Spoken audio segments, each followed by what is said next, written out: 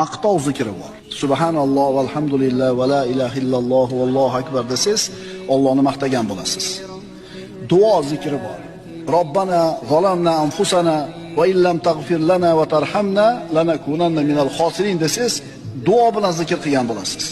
Banda uyquga yotishdan avval ham, keyin ham duo qilsin. Bir ishga kirishda ham, tugatganda ham duo qilsin. Oyoq kiyimini kiyib yechganda ham duo qilsin. Yeganda, ichganda, tugatganda ham duo qilsin. Har holatda Allohga duo qilishing seni birodar zokir ekanligini belgisi. Bismillah deding. Alloh men bilan birga deding. Alloh meni ko'rib turibdi deding. Demak sen zokirlardansan. Qur'on o'qiding yoki eshitding. Sen zokirlardansan. Amr ma'ruf qilding, demak sen zokirlardansan. Ilm majlisiga kelding, demak sen zokirlardansan. Allohning roziligini istab qimirlading va Allohni esladingmi? Demak sen zokirlardansan.